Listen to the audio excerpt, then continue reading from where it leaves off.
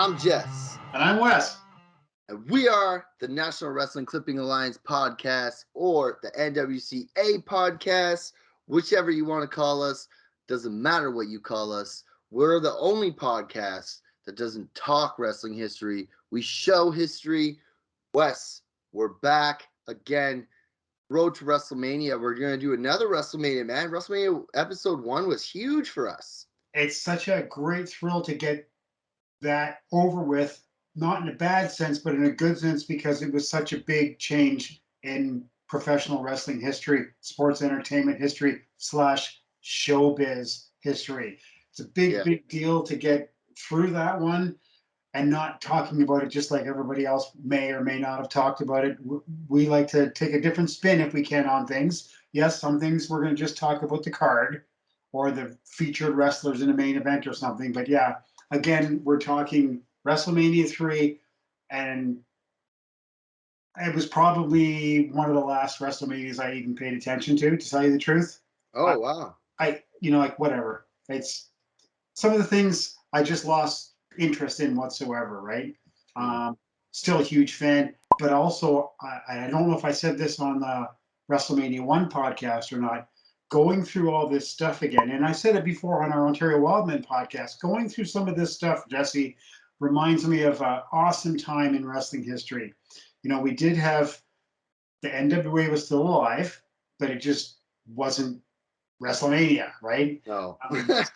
We still had the promotional war going on to a certain extent, but this was such a big time in wrestling history. When I look back on some of this stuff, I forget about how much I hated Shawn Michaels, or how much I didn't like Brutus Beefcake, or, you know, the junk food dog and stuff like that.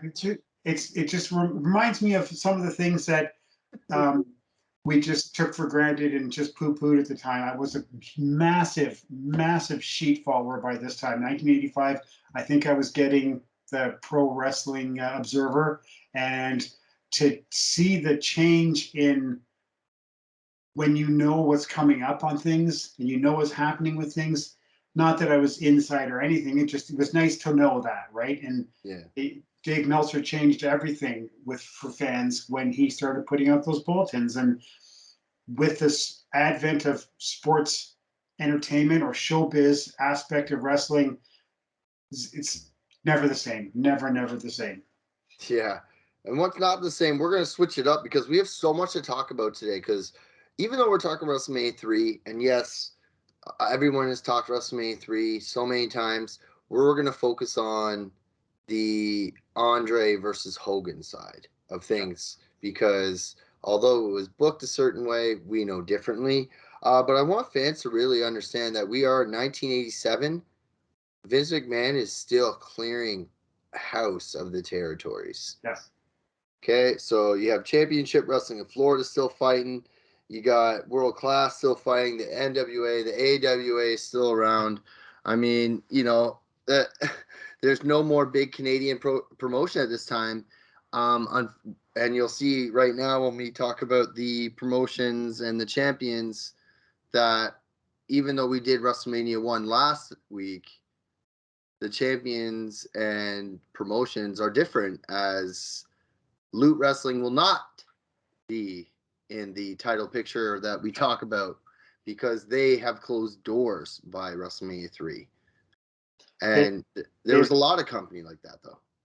And we know about when Vince bought out Stampede, and then a couple of the brothers decided to start it back up again to go against Vince, and there was 2 Stampedes going at one time, and the whole aspect of the world, and it's been debated over different aspects of wrestling, that if the promoters had just got together and fought Vince, or if they had played along with them, or if they had done this, or they had done that, or they had done this, and I don't think anything.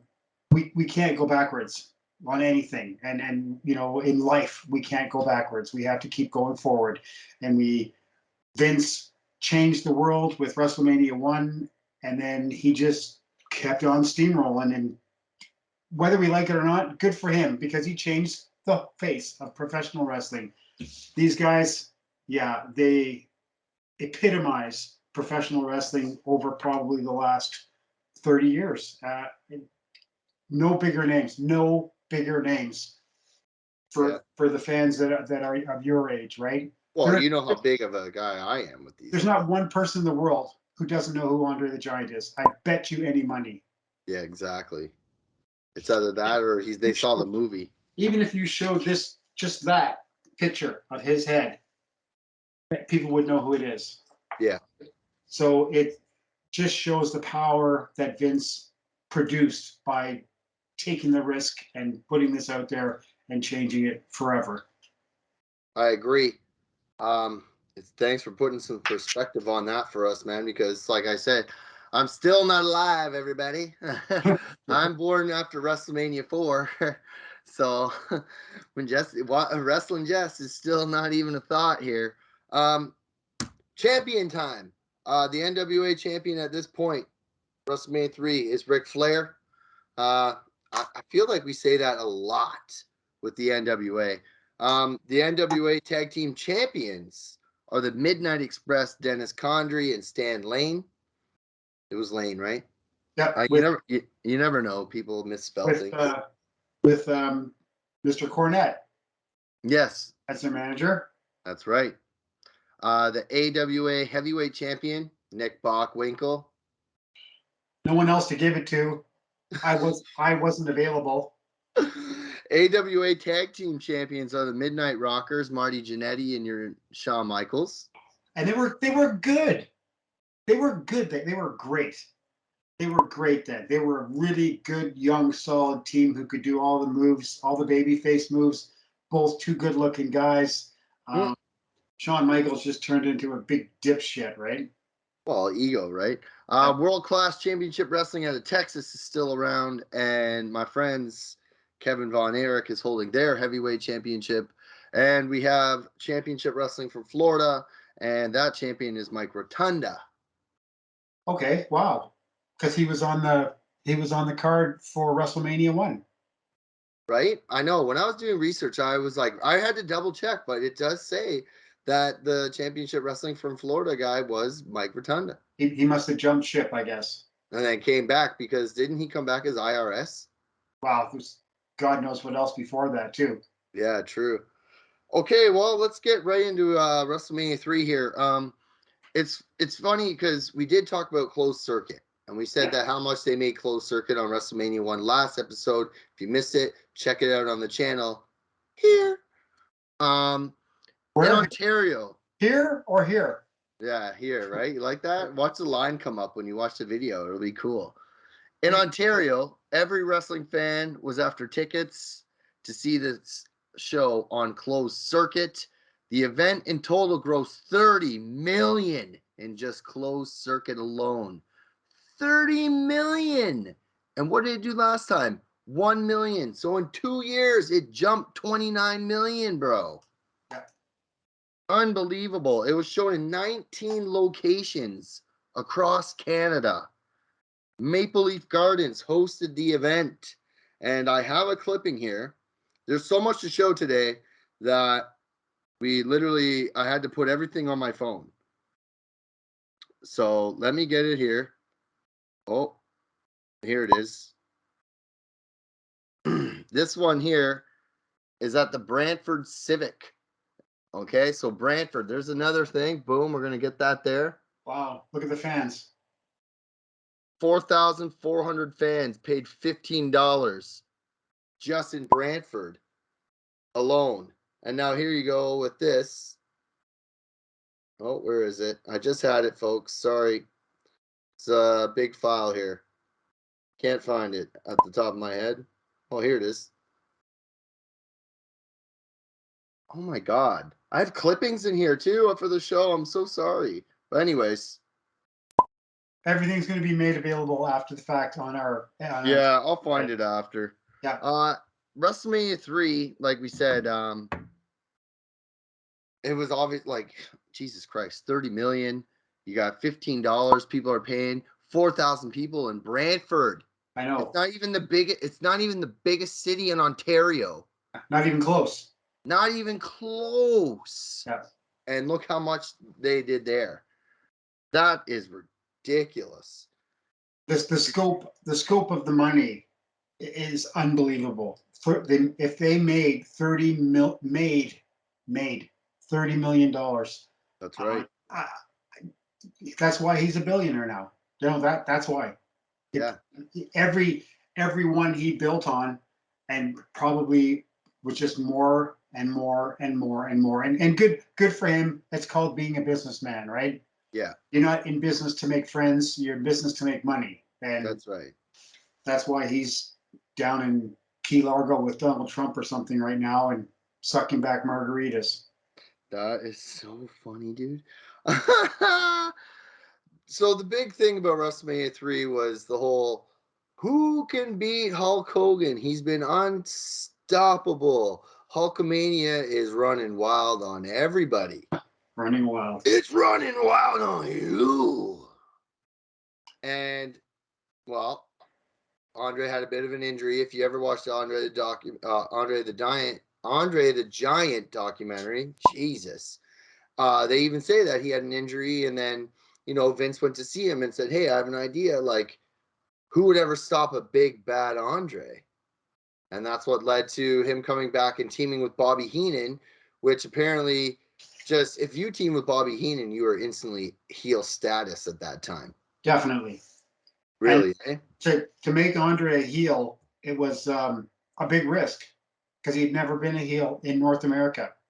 He might have been a tweener in a couple of places where he was going against someone really likable, but they would never book him in Memphis or in Florida or in Texas or wherever he was against someone that was good. He always came in to do justice to some bad guy. And other than in Japan, in early Japan, when he was going there, where all the North American guys were heels, that turning him heel was such a brilliant move, a brilliant move to have these two gigantic guys that were never beaten, never slammed, never nothing, right?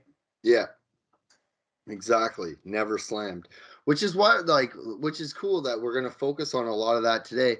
Um, but I have to ask, with that going on, Wes, and you being a fan and everything, uh, what were some of the fans in Ontario going on about, saying it's 1987 and we saw Hogan and Andre before, so what are they saying? That I remember watching the TV show, and I on TV, Hulk Hogan never did anything for me at all. His interviews were repetitive. His TV matches were terrible. Yeah, In my eyes, they didn't do anything for him. Although, like I said in the last episode, going and seeing him at the arena was massive because he had such appeal and such draw. I remember thinking to myself, didn't I see these guys like wrestle in the AWA like 4 years ago? I don't, I'm an unbeliever anyways because I was a fan. I knew wrestling history to a certain extent back then. But, for the people who had just jumped on board, especially after all the glitz and glamour of WrestleMania 1, people believed everything Vince McMahon told them to believe. And they believed that Hulk Hogan ate his vitamins every day and blah, blah, blah, right? And that's right. people, of course, would know who Andre the Giant was. And he's unbeatable. But Hulk Hogan is unbeatable too. How can this work? These two guys, they're both unbeatable. What a perfect match made in heaven, right? Yeah, exactly. No, it is true. And then what you said about the new fans too, even Gene Okerlund said in the Andre the Giant documentary that anything before WrestleMania didn't happen. And that was the rule. Vince McMahon made it quite clear. Nothing ever happened before. And now, obviously, like you said, we're lucky to look back and say, oh, well, guess what? We know what's going on. And even in the Andre the Giant book that you brought up in last episode, WrestleMania 1, by Pat LaPrade and Bertrand Hubert, um, it even gives you more facts on that too, on how Andre didn't slam Hogan first, or right, or Hogan didn't slam Andre first. Sorry, and you know I Googled it, and you can find Harley Race suplexing Andre the Giant in Yep, '79. And you know that in the book, Andre just respected the hell out of Harley Race, that's right. right? So obviously he would do the honor. And Harley Race was known for slamming Hogan first, not or Andre first and not Hogan. Jeez, Yeah, I'm getting all mixed up here. I'm getting too excited because we're talking about two of my favorite guys here. I went digging, Wes, and I found actually Hogan and Andre met in December in Knoxville, Tennessee, December 7th, 1979. And I do have that clipping here. And as Sterling Golden yeah. Awesome. That's a good one. came right out of the Terry Justice book. Yep. And then here's another match here that they tag in Massachusetts. Yep. They tag against each other there, right? You know, and then they meet in Quebec in 1980. They met at the Showdown at Shea in 1981, which was huge. And if anybody's watching this, you can Google Showdown at Shea, and you can find that that Hogan versus Andre match. But what's funny is that it wasn't until 1981 that they met in Toronto for the first time. Yes. Did you go to that show? I still haven't been able to find out proof that I did go to the show. Okay. For some reason, I remember being at the card and knowing that someone, and I'm sure it's Hogan. I'm sure it's Andre getting slammed in the ring in Maple Leaf Gardens, and the referee Terry Yorkston bouncing up and down like 3 feet off the mat when Andre hit the mat. I couldn't find any proof that I'd been there, but I think I was. I was lucky enough to get the program. So here's the original program of that night. Okay, wow. Andre on the cover there, beautiful photo. It was broadcasted as the Battle of the Giants that night. And we're going to open it up here. And it even says right there, Andre versus Hogan, right in the top there. Yeah, wow. Nice. So, yeah, one of my big scores with Andre the Giant. But that's cool to have that. The first ever time and that was the main reason I wanted it too, right? Because, you know, me and Hogan and Andre stuff. First time in Toronto, yes. Yeah, and then a good friend of the show told me that after this match here, they met in Timmins, Ontario, of all places. Yeah, they would have, and that would have been with the Montreal group, probably. But still, it's bizarre. But on the same note, you know what? These guys went where the money was, and Yeah. five, And then 4,000 feet I arena. have here October 25th, 1981. Hogan and Andre appeared in St. Paul, Minnesota together. So here's another clipping, Wes. Yep. Okay. Nice one. Yeah, That's so Hogan main events, but they fought each other in a battle royal. I'm guessing that was normal back then, yeah. right? Andre was booked for a lot of battle royals. Yeah. Yeah, well, he was huge. Yeah. Like, come on. Like, give me a break. So even sometimes Andre was booked as just versus four guys. This is a clipping from the Wild Man's promotion from 1977. Put And, it up a bit. There you go. Andre versus four guys, and he's wrestling against Sweet Hansen, Chris Colt, Chris Tolos, and Don Kent. And the main event, of course, as we can see there, is the Sheik versus Dominic DeNucci in London, Ontario. So yeah, he was a regular for battle royals.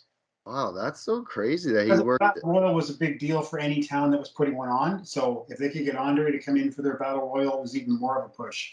Yeah. And then what's it called? They met in Quebec in 81 and 82.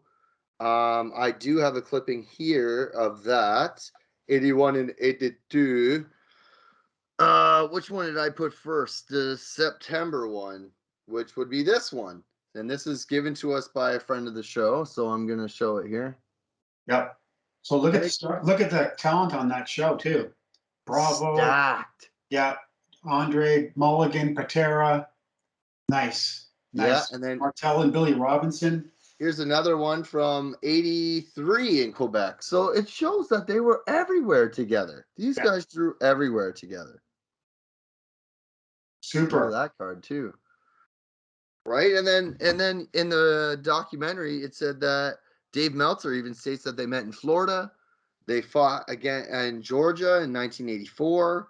And even in my tracking from last episode, when I showed the tracking of Andre and all that, I have a match where they tag teamed against each other in the Meadowlands against Big John Studd, Adrian Adonis, and Dick Murdoch. Okay. So wow. I couldn't find in my book. I don't know where I put my book at the moment in time, folks. But I mean, it just shows like all right there, Wes. In just 10 minutes, we just named how many times that these two has faced each other in the past, including in Ontario. Yeah, before this, yeah. Yeah, you know what I mean? And we know that Andre let people slam him who he liked, or that they knew that there was going to be more business down the road. So, yeah. and Andre didn't mind. He had absolutely no problem. Well, I shouldn't say this. I don't know. I've never talked to him. I don't know him. But reading what I've read and research that we've done in the past on things is that these guys, some of these guys had absolutely no problem losing. They could care less. Not losing as in being pinned, because Andre didn't do too many pin jobs, but double count out, or Andre maybe got hit with the lariat, say by one of the guys who were using a lariat or a clothesline at the time, and he went out of the ring backwards and he couldn't make it by the count, right? So, yeah. and to build to the next show or to build to the next card, yes, these guys would do this all the time, and Andre could care less because he was getting a flat fee and he was off that night to the next town, right? No, exactly. It wasn't like he was staying in the territory for any length of time. I think other than the WWF, where he would have been maybe in a few cities and then doing the TV tapings, and then maybe a couple more cities and then off, like maybe 3 or 4 days in the New York WWF area, and then gone, right? Yeah, exactly. Wow, man. It's just so crazy that they push, they never met. But then you got to think like a lot of new fans didn't see Hogan and Andre. And I'm sure there's a lot of people in the sheets that were already upset that Vince has taken over wrestling. Yeah. And there's a lot of fans that didn't watch WrestleMania 3 because they don't like what Vince was doing, right? A lot of the fans from like, I'd say the 60s who were watching 60s wrestling are probably like, what the hell is this? Because it's show business now. It's not, that it's a show. We're doing a show. Right? Show. It's definitely a show. And we talk about, we use the word, I use the word a lot on our Facebook pages, show. And I choose the word card or show. And I mean the same thing. I don't mean show as in show business, because mostly the things I would be posting on our Facebook pages would be prior to this, because we're going deeper into history, right? But it means the same thing. I don't mean to make the word show seem like show business. Yeah. Just someone promoted a show, a card, whatever you want to call it. That and this is show business. Mm-hmm. Like we talked about in our last episode about WrestleMania 1, the difference between a small town wrestling show with 3 matches with 6 wrestlers, yeah, to the 80s version of show business card, which would have been like WrestleMania 1 or something like, or any of the WrestleManias, obviously, or any of the other big pay-per-views that the different companies have put on over the past few years. Like some of the ones in Japan were so huge, some of the ones in California were big. They turned it into show business, and it is what it is. Excuse me. No, it's all good, brother. I mean, this show was so big. We're going to get into a lot more of it in a minute. Before we get into the actual show and start talking, now that we talked about Andre and Hogan, let's put all that aside and talk about Grand River Tea. Grand River Tea is sponsored. Well, we wish we sponsored them. They sponsor us. Grand River Tea sponsoring the NWCA podcast. Continued sponsorships ever since we started our podcast journey.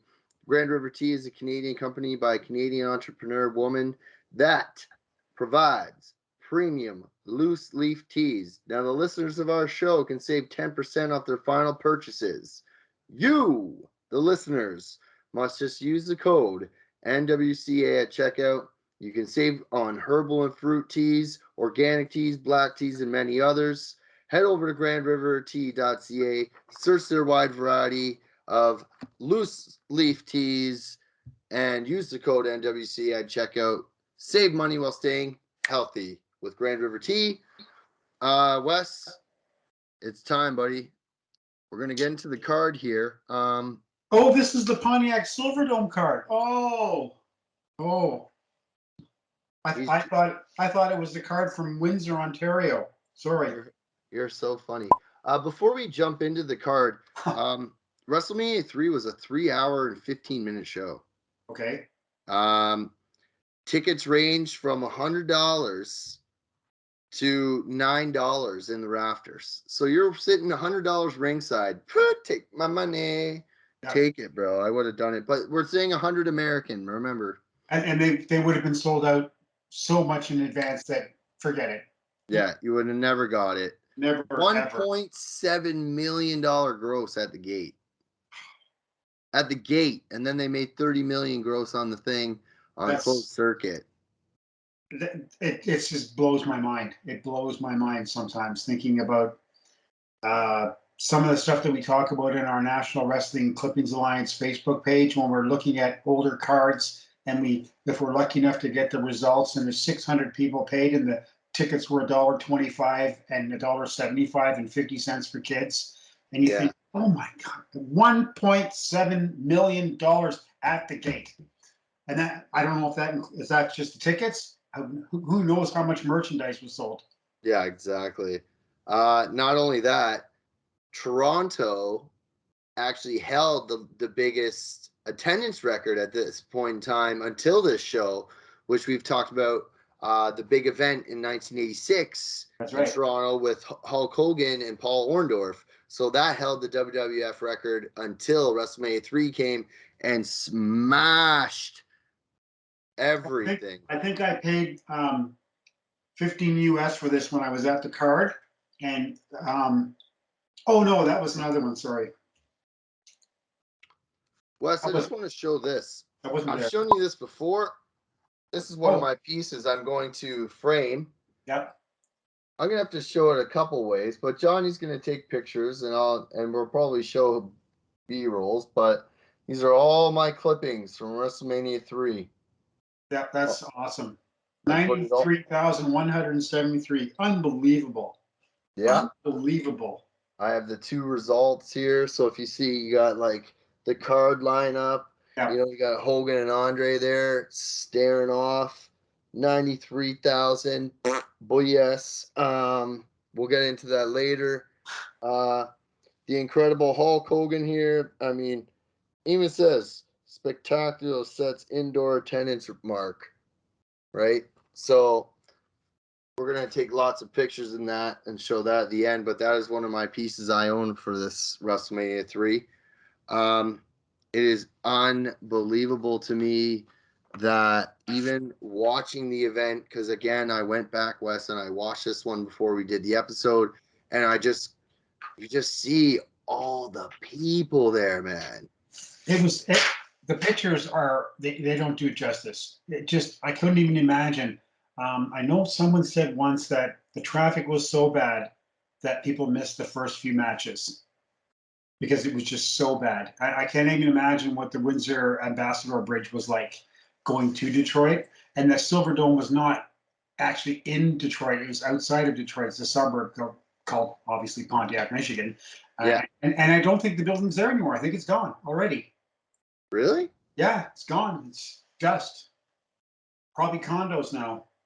Yeah, you never know. I'm going to look into that. The Hulk building, and then beside it is the Andre townhouses. Oh my God, you're hilarious. Okay, my friend, let's get into this card because we know that people are going to want to hear your thoughts on this. The Can-Am Connection, Rick Martel. See, what the hell? Rick Martel and Tom Zenk defeated Cowboy Bob Orton and Magnificent Morocco. Yep. Yeah. A couple of really great stars there. A couple. I mean, Canadian boy, Rick Martel. Yeah, Tom Zenk came over from the AWA and great build, good look, nice chiseled kind of guy. That didn't last too long. Can-Am Connection was okay. Rick Martel could, in my eyes, do anything. He wouldn't have held the AWA world belt if he couldn't do stuff. He was boot fit because he quote lacked color and stuff, but fantastic wrestler, well schooled. Started when he was like 17 or 18 or something. Worked Stampede, worked all the Canadian circuits. He went everywhere too. Texas, Hawaii, Japan. He's a great star, and you know what? And anyone who's watched the podcast knows how much I love Morocco. So yeah, and I like Morocco too. Actually, I like Don Morocco. Orton didn't do much for me. He was a good wrestler and everything, believable in the ring, talented and everything. He do all sorts of stuff, but just not one of my favorites. That's all. I'm a huge Randy Orton fan, which is his son. His son is ridiculous. So good. You got the Full Nelson Challenge next. Billy Jack Haynes versus Hercules. And it went to a double count out. Here's an interesting fact. I found out from the Tony Schiavone podcast when he did a podcast on WrestleMania 3 that Hercules was actually the assassin number 2. He was one of them, yep. And he also worked under a mask as I think somewhere in Texas. He was under a mask also, which kind of silly because the guy had a great build. Why hide a good? He was a good-looking guy too. Why hide a good face and a good build under a mask? It's kind of silly, but oh well. Hillbilly Jim, whatever. Little Beaver. Don't even say it. Who cares? You don't care about this match? No. But the midget. Why are you hating on all the midget matches? No, I don't hate the midgets. I just don't like. Short people got no reason to live. I believed the Hillbilly Jim thing when I saw it on TV. I didn't believe it, but it was kind of believable. Fan out of the audience. Here's a 6'7" guy comes in. Yeah, okay, whatever. He was terrible. Also, oh my god. So of these 6 wrestlers on this next match, the midgets were the best working guys. Yeah. Little Beaver was like 50-something years old at this time. He was still doing his shtick, right? Yeah. And just for a side note, do you notice that King Kong Bundy headlined WrestleMania 2 with Hulk Hogan? Now he's wrestling Hillbilly Jim at WrestleMania 3 with the fucking midgets. Oh, Jesus. Hey, how the mighty have fallen, right? I guess the 5 count is over, right? Yeah. So against midget, is it 2.5? Yeah, maybe. Who knows? Probably suffocate him. That's how big he was. Yeah. This would have been a decent one, I guess. King Harley Race with Bobby the Brain Heenan and Fabulous Moolah defeated Junk Food Dog, as you liked.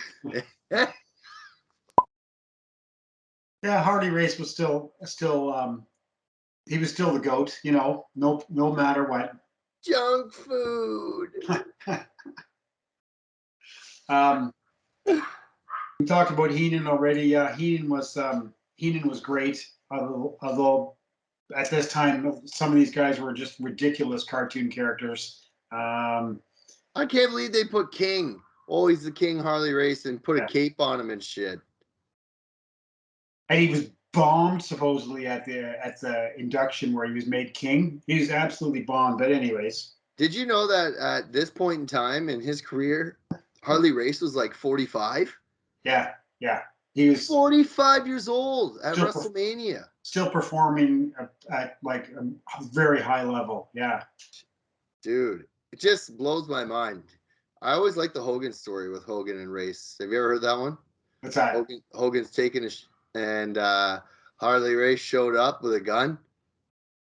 And then Hogan came out. He didn't even have. He's like, I didn't have time to wipe myself. I had to get up, go out there. It's a true story. Look into it. I don't even know if you're gonna want to talk about this one, but you probably might because there's a lot of Canadians in this one. The Dream Team, our boy Brutus, Barber Beefcake, and Greg the Hammer Valentine, with Luscious Johnny Valiant and Dino Bravo, defeated the Rougeau brothers Yeah, Jacques and Raymond Rougeau. yeah, Legendary name in Quebec for sure. for sure. Johnny Rougeau, Jacques Rougeau brothers. Jacques Rougeau had three kids actually. Raymond, Jacques, and Armand. So five wrestlers. But before that was their Johnny and Jacques Senior, their uncle, I think it was, or a cousin of theirs, Eddie Auger. He started them wrestling. Like massive popularity, great wrestlers. The guys were so good. They were just so good. They had talent coming out of there. They could do anything in the ring. Very good. Fantastic, and obviously fantastic in Quebec. They were stars, huge, huge stars. And their sister, I think her name was Joanne. She worked for the WWF for a while too, as some sort of a talent coordinator or something. Oh, really? Yeah, and she was. I saw there's a picture of her in some book. I think it's one of Greg Oliver's books. Okay. Smoking hot. Keep it down. The wife might hear you, bud. Yeah, it Yeah, just shocks me though that Dino Bravo is not with the Rougeau brothers. You think that they would have kept the French together there? it was a heel thing. Yeah. He turned heel. I think he ended up, wasn't he? Didn't he do something with he was waving an American flag or something? He dyed his hair blonde. Yeah, he dyed his hair blonde. Yeah, and he bulked up like crazy. But I think he was going against the French flag or the Quebec flag, and Oh, okay. that was part of the. I can't remember. Still, I liked Bravo. I liked Valentine, Rougeau, as I just said.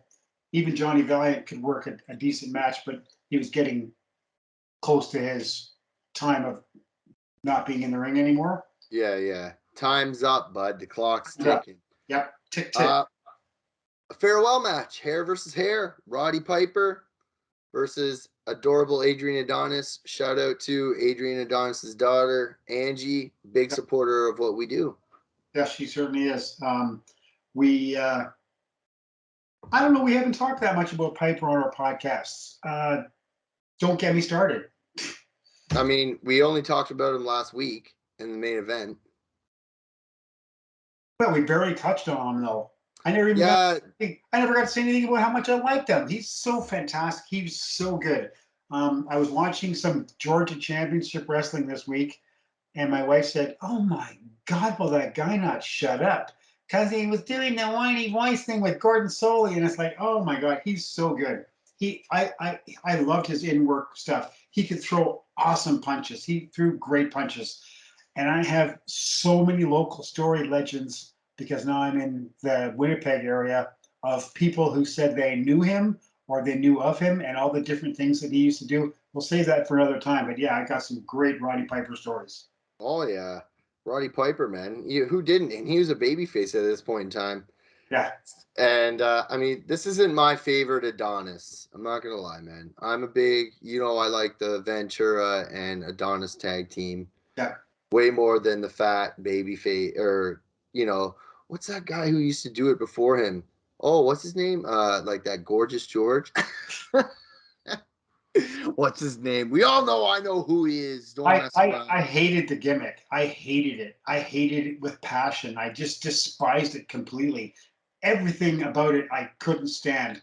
But I did like Adrian Adonis. Yeah, he was another guy who certainly didn't look the part as a physical human being. But I Yeah. mean, he gained so much weight. Oh my God! But the guy could still do everything in the ring. He was fantastic. Apparently he loved it too. Well, But like, it's just amazing me because he's here in WrestleMania 3, but in '88 he passes away with Dave and Mike Kelly. No, Mike Pat Kelly. Kelly. Yeah. Right. So it's just like, fuck, man. Just like sometimes you wonder, like, what happened? How the mighty have fallen, kind of thing, right? Yeah. It's Yeah. just it's sad, but anyways, decent match. I don't know. It's entertainment. The next one I really liked, Heart Foundation, Jimmy the Anvil Neidhart, and Bret the Hitman Hart. Not related by brotherhood. They are related because they are brother-in-laws. But Dangerous Danny Davis with Jimmy Hart against the British Bulldogs and Tito Santana. I'll say it again. I'm not a big Tito Santana fan. I got my pen here. I'm crossing out a couple names. Why? Tito Santana, Danny Davis, Jimmy Hart. I could take. I like Jimmy Hart when he was in Memphis. Watching the older clips now. Yeah. He was good. I liked him, so I'll circle his name. British Bulldogs. I'm putting big stars beside because I love the British Bulldogs. Now, if you read anything about Billington, Tommy Billington, the guy was just a complete dick, right? He was number one dick. But to see him in the ring, I grew up at the time when VHSs were just coming into popularity when I started making money. So I remember ordering from Meltzer a VHS. I didn't even have a VHS player. I just ordered. Wow. I just ordered the tape, and it was some British Bulldog matches from Japan, and it was mostly Japanese matches with both the Bulldogs. And I remember watching the matches. I had to go to the video store to rent a machine, and you had to get a credit card, have a credit card to rent a machine, a VHS machine. I remember I brought the VHS machine home, and everyone was like, "Ooh, what's this?" And I watched it, and I, no comparison to anything I'd ever seen in my whole life. Really? So these guys got popular 4 or 5 years later. It was incredible. So I've crossed out Davis. I've crossed out Santana. The Hart Foundation. I love the Hart Foundation. I Bret Hart. How can you? How can you not? Yeah, well, Canadian, Schmadian, whatever. They were a fantastic team. They lasted a long time. Yeah. They did. I love Bret Hart and Jimmy the Anvil Neidhart, man. Even I love watching any of their matches. And you're right. And by the way, Tom, he's referring to the Dynamite Kid. Kid, yeah. Yeah, it's for anybody who's like, who the hell's Tom? Yeah, he's talking about Dynamite Kid. Just so you know. The next match, Natural Butch Reed versus Coco Beware. Are you ready for this? What? Did you say something? If I had a script to crumple up, buddy, it'd just be like this because I didn't give a shit about that match. Oh yeah, I still don't. It's crossed there. And I did this with my converter that I like to do with WWE when I don't like things and I like to fast forward things. Yeah. Butch Reed was pretty good. I liked him. He was talented. He was good looking. He in his early days he could do awesome drop kicks and stuff. Complete rip off of Sweet Daddy Siki also with the white hair. Oh yeah. Come on. And then again, Coco Beware, yeah, he's cool, but like whatever. I don't care. Yeah. Make me care. Like the next match with Ricky the Dragon Steamboat and Macho Man for the Intercontinental title. Now everyone says, Wes, a lot of debate. Now they say that this should have been the main event of this card.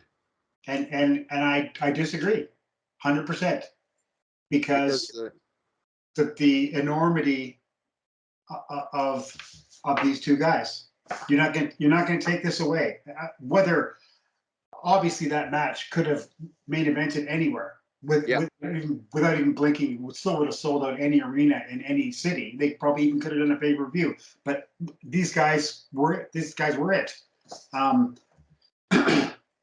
I have seen this match, but it was so long ago I can't remember. But everyone says, and I do have some notes somewhere that I can't find right now, which it was like better than a 3-star match. Yeah. Or a 5-star match, or whatever you want to consider. Yeah. Yeah. It's funny too because Ricky the Dragon Steamboat, when they talked about this in the new A&E show, and they did the Macho Man, apparently Macho Man planned the whole match like 435 steps to remember. Yeah. He was just like, because he wanted to be the best match. But shouldn't that be the goal as a pro wrestler, to show up and be like, no, I want to be better than everybody here? Depending on your booking, yeah, you're not in charge of the book, right? Yeah. If you're going on second, and the promoter says you have to have the best match on the card, okay, go out. But who's to not to say that he's not saying that to the next two guys that are coming out? Yeah. So pride and personal satisfaction. I think those are the only two things driving these two guys for this match, right? Yeah. They knew that their match was going to be the most entertaining match. It wasn't going to be the main event. It wasn't going to be whether someone got slammed or didn't get slammed or whatever. It was going to be the most entertaining wrestling match. Yeah, exactly. I could still watch this match, and a lot of people can learn from this match. Macho Man is unbelievable, and then again, like we said last week, you and I are both big Dragon fans, so whew, this one, yeah. Anyways, all right, let's move on. We could talk about those two guys forever, Yeah. man. Like, you know what I mean? Especially that match. It just was probably one of my favorite Intercontinental title matches for sure. The next match was Honky Tonk Man with Jimmy Hart against Jake the Snake Roberts with Alice Cooper. Now, the funny story about this, Jake always blames Honky Tonk Man for hitting him over the head with the guitar. That's what started his downroll spiral with the drugs. Don't ask me. I don't know anybody, so that's what he claims. So they didn't gimmick the guitar, is what you're saying. Pretty much, that's what I've heard. Anyways, these four names on this list, I thought Alice Cooper was awesome. I love Alice Cooper. His album Killer with the snake on the front, it's a fantastic album. Welcome to My Nightmare, another fantastic album in his more of his later kind of career. I loved Alice Cooper, and you know what? At the time, not at this time, but when Alice Cooper first hit, he was just torn apart by every person that was over 25 years old, because Batman was the devil incarnate. He would have been a perfect wrestler if he had been big, because he had the gimmick of what he did for his performance or his show or his show business thing. He was great. Fantastic music. And he never played an instrument. He was just a singer. So he always had a standout, stellar band behind him. Yeah. So we drifted off into some music history there. No, it's all right, because Killer's a great album. Under my thumb or under my wing or something. What a song! What a song! Under My Thumb is Rolling Stone, but no, I've seen Alice Cooper 3 times. Have you really? Yeah, I love him, man. Oh, that's cool. $1 billion baby. Yeah, fantastic. Yeah. I love Alice Cooper. I saw him at Casino Rama with my parents, and then I saw him at the Civic Auditorium with Helix. I hate Helix. I can't say, give me an R. I'll give you an exit sign, bud. Get out of here. I'm not a Helix fan. But it's still Alice Cooper ties to Detroit. Yeah. And bring him so it helps sell the match too, right? Yeah. And again, he's keeping the celebrities coming in, and it's like a theme every year. Celebrities will be a part of this. Yeah, I forgot about that. Yes, he was tied to Detroit because he was from Detroit. Yeah. I completely forgot about that. Super. Nikolai Volkov and Iron Sheik defeat the Killer Bees. I like the Killer Bees. Brian B. Blair's all right. I don't mind these guys. Yeah. And then Volkov and Sheik, well, we talked about it last week. Yeah. All right, number 1, USA, pie. That kills me. Not the first guy to sing the Russian national anthem either. The Kalmakovs did that kind of thing back in the 50s. So, yeah. Oh, really? Yeah. Oh, there you go. But there's some facts for you. And it's an interesting story, and I read this before, and I saw it again this week or the week before, but Billy Red Lyons, who was an announcer at Toronto WWF for the first few years they were here, his career was over, and he was a stellar star for decades in this area. And him and Dewey Robertson performed here in the early 70s as the Crusaders. And they wore white masks and white tights. And they used to do a switch because they sort of looked alike. And he gave Brian Blair the tip on using the mask to do the behind the referee's back switch. Oh. Which was usually used by only by the heels, right? Yeah. Faces, these guys were faces, obviously, and then they used that also, which was kind of comical because they cheated to win, right? Yeah, exactly. Yeah. So we'll scratch that one out too. Nah. You're so funny. The main event. The immovable force versus the immovable object. Um, Dude, there's nothing I can say. I like WrestleMania 3 is one of my favorite WrestleManias. I've watched it multiple times. I love watching Hogan Andre. I'm so big into Hogan and Andre. And like just by showing you the programs, that's not even enough. I have more on Hogan and Andre. But like to think like even though we talked about all that, hey, they fought here in 78, 79, and we showed it all in this episode today, and we proved it, right? We didn't just talk about it, we showed it. so this is a Japanese magazine I have, and unfortunately I can't read all the numbers on it, but I think this is just from one of the tours where Andre and Hulk Hogan were tag team partners. So that's pretty cool. Nice pictures of Hogan and Andre, and we'll post them up on the credits also. Yo, And, absolutely. and of course, we'll post all the pictures from this, Of which is course. Pontiac Silverdome on the back. Yeah, so that's getting to that is monumental. Like I said, Jesse, I've never followed any other practically WrestleManias. I wouldn't know. I think was the Toronto one Hogan and Undertaker, or I mean, what's his face? Warrior. Warrior. Yeah. Yeah. So I know that. Other than that, I don't know anything. This to me was the epitome of WrestleMania, the first one and the third one, because these two guys were the biggest stars of professional wrestling at the time. Self-made by their promoter. Andre didn't have to have that, but Hogan did, obviously. But certainly, maybe the beginning of the end for both of them, right? Yeah. I mean, They hit a peak. They obviously they kept going and they kept going and going, but not much is going to surpass 93,000 people at one place at one time. yeah. I mean, that, yeah, we're going to get into that. It's just crazy because when you watch this match too, you know, like Andre's in bad shape. You know, he's got a bad back. You know that he passed away in 93. We're talking 87. So we're not far off from where Yeah. he's going. You know what I mean? He's getting sick. He doesn't want medical help. Hogan even says it in the documentary with Andre, the movie there. He even says, like, he's like, usually when we do the bear hug spot, you know, he would hold me and he would like pick me up and shake me in the air and viciously, but I wouldn't let him do that. I just let him rest and Yeah. lay on me, and I had to sell and do everything, right? Because he Yeah. couldn't do anything, right? And then even still, he said that he didn't in the movie. He said that, and in his book, he states like he didn't know that he was going to win. He didn't mind losing to Andre because that would have made him huge in his own mind, anyways, right? That's right.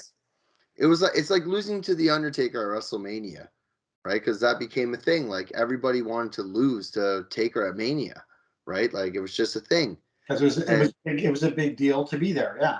exactly, right? So for these two guys, and you got to think too, everyone's like, oh, well, yeah, they fought before. Okay, but people who were born in 1980 are now 7 years old watching this probably on closed circuit for $15 going, oh my God, this is probably the most massive thing. The When biggest. I asked Greg Oliver why he got into wrestling, he said it was the Hulkamania craze, Yeah. right? Why am I a fan? Hulkamania. You know what I Exactly. mean? I was born in 88. Yeah. So it's like I know Hulk Hogan. That's what I know. Right? So and it's amazing to know like that it was kind of like the handing of the torch that It night, was. It was.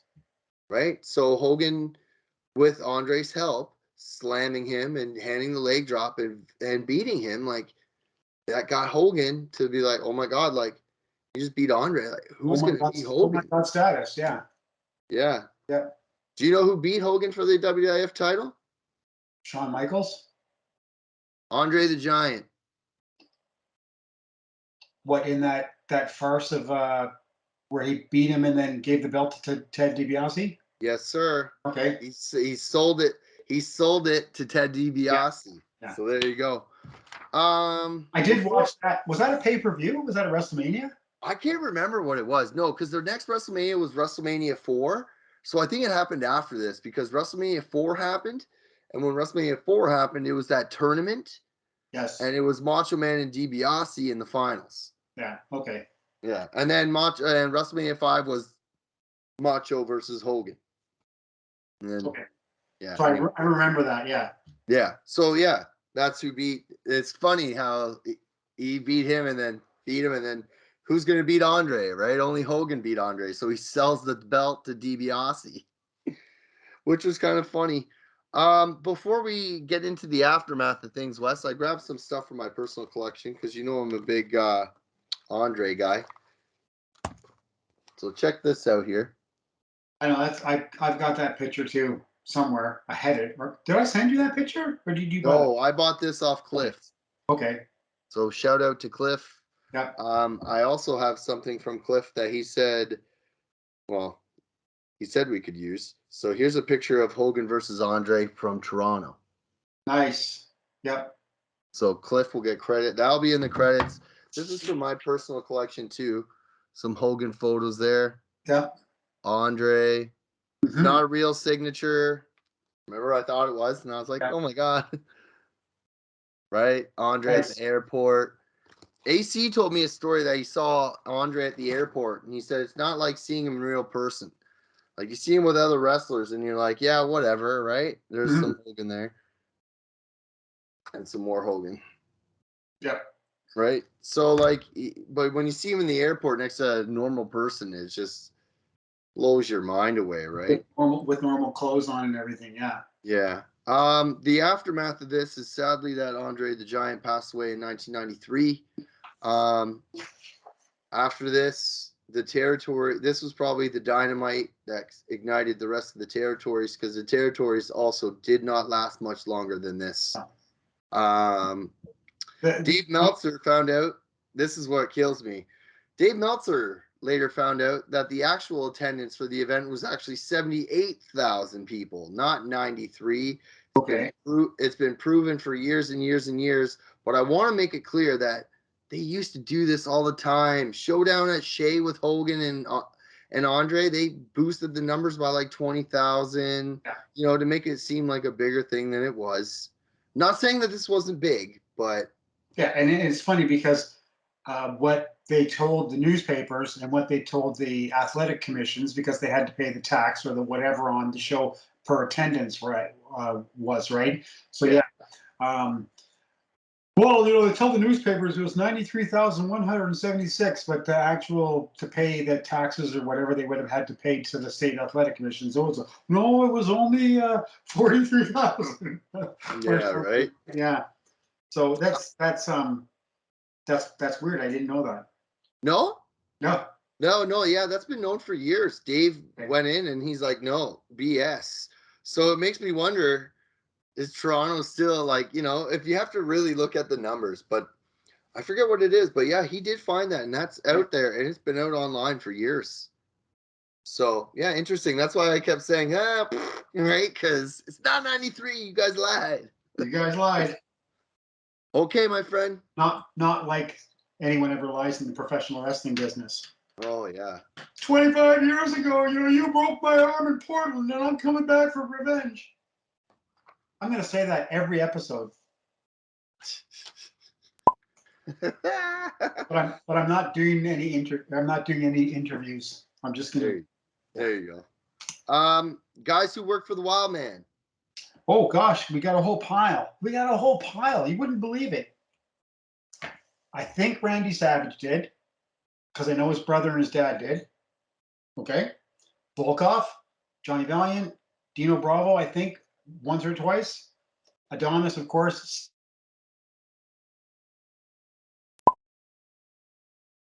4, 5, 6, 7, 9.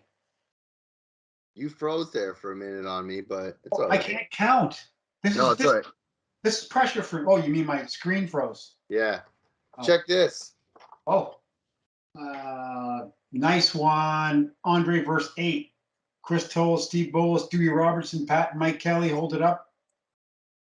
The Wild Man, Gito Mongol and Billy Red Lions plus 4 more matches. Awesome. That's a good one. This is a reprint, but just to show, that he did work for the Wild Man. I don't think I have any clippings. I wish I had a clipping of Brandy on there. You showed the London ad earlier in the show. Yeah, I've got 2 here from London. I'll put them back up again. One with Mark Lewin against the Sheik with the referee as Andre the Giant. And then the other one, and he did that and more for Dave all the time. He wouldn't, not very often did he went against the Sheik for Dave, Dave the Wild Man, but usually it was a battle royal to bring more people in. And it was a pretty easy match, right? For him. Yeah, well, that's what he usually did, right? People who held the world championship. Andre the Giant, Macho Man Randy Savage, Harley Race, Bret Hart, Ricky Steamboat. Rick Martel. Who? Rick Martel. Oh, yeah, Rick Martel. Who did Hogan beat? Cheeky. Oh, yes. I always forget the fucking and Moolah again. Yeah, Moolah too. Yeah.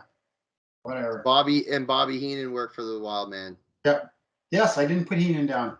No, but hey, I know I have a picture or a poster. I'm gonna post in the group because I have them on the thing.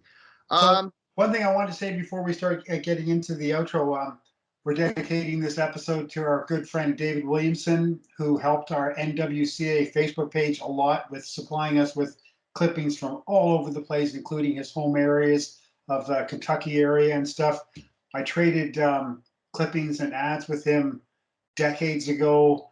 A great guy. I've never met him personally, but we corresponded, and just he had posted something on our page like 2 days before or something, and sudden passing. Our condolences to his family and friends for sure. Yeah, Dave was in our group before we even had 50 people. Yep. In the group, and now we have 500. He posted probably 5 or 6 times a day, and we spread it out during the day. Very sad indeed. We know that in our Fort Worth, Texas episode, we put something up, but this episode we really wanted to dedicate to him, and that's why we WrestleMania 3 was a huge thing for all wrestling fans. So it's probably going to be one of our biggest episodes that we've shared so much stuff already, and Dave was all about sharing and again, Jesse, we have, since we started these Facebook pages, and since I had started them before you came along, I wanted only to share wrestling history. That's all I wanted to do. I wanted to tell people about history. I wanted to use what knowledge that I have, and I wanted to gain more from other people who are willing to share. And that's what we've been all about. The 3 Facebook pages, the tribute page to the Wild Man, Ontario Wrestling Clippings of the Past, and the NWCA Facebook page, which is National Wrestling Clippings Alliance page. And that's all about ads from all over the world and clippings from all over the world. And our podcast is just an extension of that, excuse me, sharing and giving information and trying to maybe teach something that we would like to impart to our people who are watching. And we're so appreciative of all the people who've come on board and left comments on our podcast page and our Facebook pages. So it's really nice to share and keep us alive. We have to keep us alive, Jesse. That's right. We just keep on pounding them out. Wes brought up our groups there. Again, we have 3 Facebook groups: Ontario Wrestling Clippings of the Past, the Wild Man Tribute page, National Wrestling Clipping Alliance page, our Twitter account, which is always active, at official NWCA1. We want to thank Grand River Tea for sponsoring the show, our boy Johnny G for editing our content and keeping all of our pretty faces looking good. Yep. Subscribe to the channel, share with your friends, spread the word, man. We ain't going anywhere. Like, we are just going to keep coming week after week. Etc. It's going to be a blast doing more episodes, delving deeper into history. I'm hoping maybe we could even go back to maybe some 1950s cards to talk about them. It's going to be so much fun. This is just a blast, Jesse, and as usual, you've done a fantastic job. A pleasure doing business with you, sir. Yes, sir. Next week, we're going to take a break from WrestleMania, as we did 2 in a row. Yep. And we're going to talk about one of Wes's favorite Canadian wrestlers of all time. Wes, who are we talking about next week? Big Thunder, Gene Kiniski. So it's going to be, we haven't discussed exactly what we're going to delve into, whether it's going to be the whole career, part of the career. Maybe we're just going to talk about his football career in the 17 different colleges he went to. So it's going to be interesting, anyways. And we'll be doing our own deep dive into research, of course, to provide the people who want to watch that with the most information that we can possibly find. Not to only mention, I already got the TNT Times out, buddy. Awesome. Look at that smile. Right? The greatest Canadian athlete. Yep. That'll put some smiles on people's faces seeing TNT Times. Okay, my friends, that's it for us. I'm Jess. I'm Wes. And we are the National Wrestling Clipping Alliance. Until next week, when we talk about Gene Kiniski. All right. Peace out, my friends. Till next time. Ciao.